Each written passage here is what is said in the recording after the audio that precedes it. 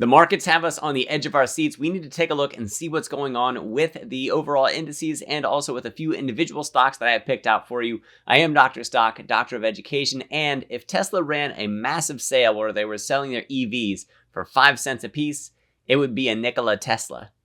In this video, we're going to take a look at the charts for SPY and QQQ, and then we'll also take a look at Intel, Apple, and Tesla. I think each one of those very interesting. And I'll share one of my results with you from yesterday from Intel. So I'll also have that coming up for you. I do just want to put this up here real quick that tomorrow on Friday, we have non-farm payrolls coming out at 8:30 and also the unemployment rate. And I will also say that what we got from Jerome Powell yesterday, how it affected the long-term curve that we're looking at. So this is looking out to December, so the end of this year. It actually increased the chances for a rate cut all the way down to 425 to 450, just slightly, but it did move it a little bit, and then also a little bit more increased on the lower end of that as well. Kind of narrowed us, if you will, into these two areas that are on here on the chart. So anywhere between 4 and 450. So for the markets, that's a little bit more permission to continue moving up the way that they will, the way that they have been going. And let me put up the charts for you.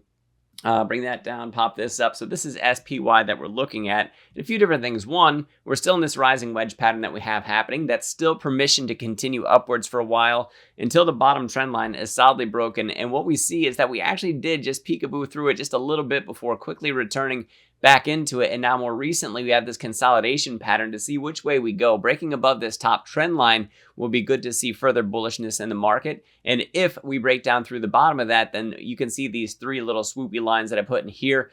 Possibly if we return back down to 504, 505, about 505 is where we can find a neckline to a head and shoulders pattern that we don't have yet. That's an eventuality, just a future possibility that we'd be looking for. Should we break the trend line from the rising wedge pattern and we'd come down to this neckline, that is critical support for us to see what exactly could possibly happen to us next, breaking that support for the possible trend line, the potential trend line, as we don't have a head and shoulders pattern yet. That is something that we could possibly even break through. Shout out to Kunals in my Discord for talking about the head and shoulders pattern we could possibly be seeing on SPY. If we go to QQQ and we look at the chart, we have pretty much the same thing that we saw on SPY. I just didn't draw in the little bit of artwork here, that possible shoulder, possible head, possible shoulder. But again, we got to break down through these support lines, these trend lines that we have right now to form a neckline on a head and shoulders pattern and then break through it to confirm it. So that's only a future possibility. But like I said, same consolidation pattern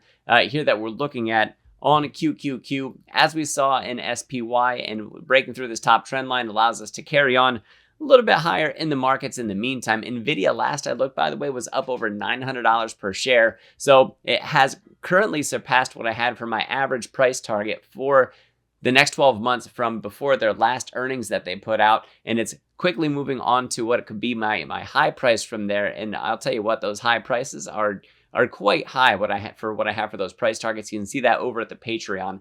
Let's move over from QQQ into Intel. Intel, yesterday I had an options play open for Intel, and I ended up getting stopped out of it, but I got stopped out of it over 50% gain on that position for Intel, and I didn't know where this thing would retrace to, and it did pull back quite a bit, but it is up once again in the pre-markets, most likely on the CHIPS Act and also the Biden State of the Union speech coming up, which is why I entered the position in the first place. And we'll see what goes on today. If we get a significant retracement early on in the market and puts us back down towards that 44, 43-ish level, I might consider putting out a small position, maybe just something a very near term options play, very low capital risk, but high probability of a high percentage loss on that low capital risk on something like that. I am up significantly from that, in that those gains could fully fund any small position that I might actually take in it, but some of that run up has already happened.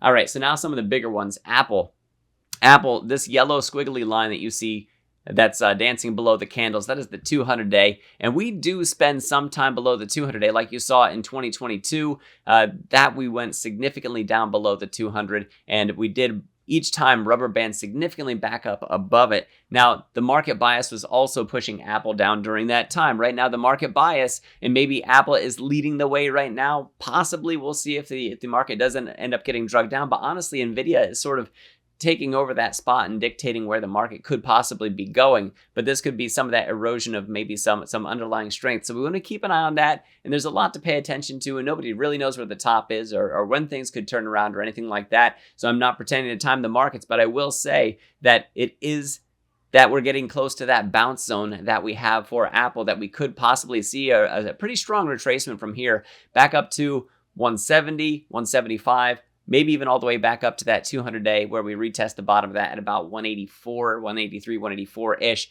We're going to have to watch that for Apple. And I will say that we don't get this oversold on Apple very often. The last time that it happened was December 24th of 2018. So keep that in mind as we look at Apple. It doesn't mean that we get a full recovery, that we go bullish on this. We are nearing that death cross look of things, but the major price movement for that already happened. So we'll have to see where that bounce goes. And if I adjust what I have here in the Fibonacci levels to this most significant high that we had here, you can see the 50% fib at about 184 matches up about with what we have for the 200. We have 176 and 180. I think 176 could be a decent zone where we return to before possibly if we're heading back down, because we are bearish right now being below the 50 and the 200. It is possible that we recover a little while and then we head back down for that next leg back down, depending on the sentiment on Apple and demand for their products and services as it moves forward from here. The China news with the soft iPhone demand, not necessarily great for them. Tesla, this is a big one for today. We are at a super critical level, and I posted both about Apple and about Tesla over at the Discord available through my Patreon. I also put my Intel plays out there yesterday, and me and the community members were definitely celebrating that victory on that one. So when we look at Tesla, this is one where we are possibly at a double bottom and we could shoot back off and have a significant recovery, or we could possibly fall down through this support and head down towards 167 down to 165, 160, 155, 150. So we're going to have to be watching for that one to see what exactly happens to Tesla. We know the sentiment right now is not very positive, which that always brings forth a contrarian play where we do see that recovery in the near term. We have to be watching for it. Just like with Apple, we have the 50 down below the 200, and we're also down below both those moving averages. We got rejected off the 50, so there's a lot of bearish movement that we've had recently for Tesla, and I put out a video that even showed we could possibly see that $100 price come out of Tesla if things keep on kind of falling through for Tesla one after another. We get some near-term bad news. With that said, I am a long-term investor in Tesla. I hold it directly in my portfolio. I will play what we have with the near-term price action. I'll use options in order to take advantage of quick moves up, quick moves down. And this is one that I'm considering putting out a strangle or a straddle play on it, where we take advantage of either one of those directions using some near-term options, which has a high risk for a high percentage loss. So be careful with that. Super risky thing. You don't just want to do it and expect all of a sudden that you're going to win the lottery on it or something. Remember that the lottery, nearly everybody's a loser on those sort of things. So you want to pay attention to how many people lose and consider that in your risk with the capital that you put up there if you're just going to go on a sort of long shot. Now, keeping the capital low could be something that limits my risk exposure that way. And with going with a straddle or a strangle, the only thing in a long straddle or long strangle that would really cause me to suffer would be not enough movement, as that is a volatility play that we could do. And for Tesla, I think that there's going to be nothing short of volatility from here, whether it's to the upside or to the downside. When you look at this thing, we could have a massive return up to 205 to 210 before heading back down. 205 is about where we're finding the 50 EMA right now. 200 is that round number resistance, that psychological resist. Pay attention to that as well. And then down to the bottom side of that, 153-ish is about where we bottomed out before. We want to keep an eye on that one as well, with some supports along the way. So I better wrap this thing up for you guys. Thank you very much for watching. The markets keep on watching. It is possible that we continue in a bullish direction for a little while longer. We don't have confirmation that anything's turning around for us, although there is more and more talk and speculation about,